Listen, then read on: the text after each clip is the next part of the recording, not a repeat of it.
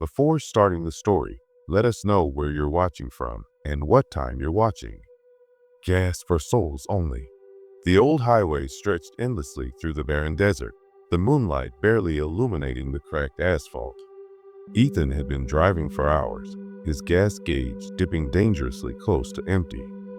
He hadn't passed the station in miles, and his phone had long since lost service. A faint glow ahead caught his eye, neon letters flickering against the darkness. Gas for souls only. Ethan frowned, his tired mind questioning if he had read it right.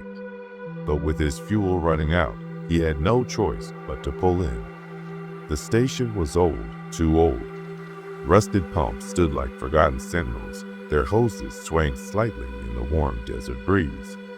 A single, dimly lit convenience store sat behind the pumps, its glass doors smeared with dust and fingerprints.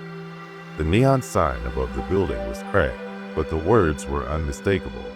Gas for souls only. A shiver ran down Ethan's spine. He stepped out of his car cautiously, his boots crunching against the gravel.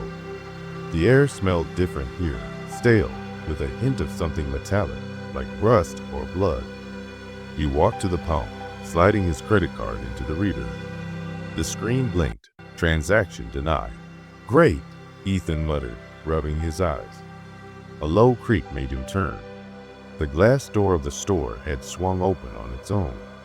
Hello? Ethan called. No answer, but inside, a faint yellow light flickered. Against every instinct in his body, he stepped in.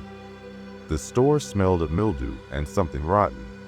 Rows of dusty, outdated snacks lined the shelves, their packages faded. The refrigerator hummed softly, yet none of the drinks inside seemed cold.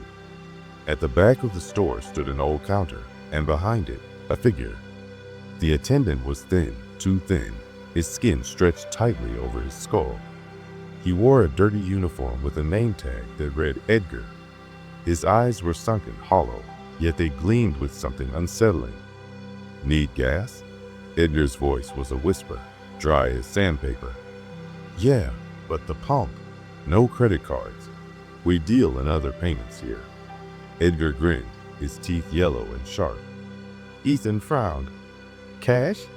Edgar chuckled. Not exactly. Something about his tone made Ethan's stomach twist. He turned to leave, but Edgar's voice stopped him. You're almost empty. Closest station is 60 miles back. Ethan hesitated.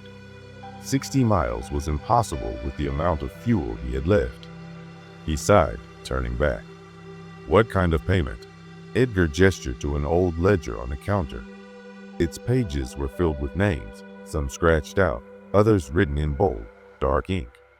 Just a signature. Ethan's throat tightened. What happens after I sign? Edgar shrugged. Depends on the person. Ethan hesitated, his gaze flicking toward the door. He could try his luck driving, or he could sign. He felt his pulse quicken as he picked up the pen. As soon as the ink touched the paper, a jolt ran through him, freezing him in place. The air grew heavier, pressing down on his chest. The lights dimmed, the shadows in the corners deepening. He tried to pull his hand back, but his fingers wouldn't let go. Edgar grinned wider. Good choice. The moment Ethan finished writing his name, the store dissolved into darkness. He stumbled back, gasping for breath, his ears ringing with an eerie whisper. When he opened his eyes, he was standing outside, his car's tank suddenly full. The gas station looked different now, older, more decayed. The neon sign flickered, and Edgar was gone. But the ledger remained on the counter, pages flipping on their own. Ethan sprinted to his car, heart pounding. As he turned the key, the radio crackled to life. Another soul joins the road. Welcome. A glance in the rearview mirror made his blood turn to ice. Edgar was in the back seat, grinning. The road stretched ahead, endless. No turns, no exits. And Ethan knew, with a sinking horror, that he would never leave this highway again.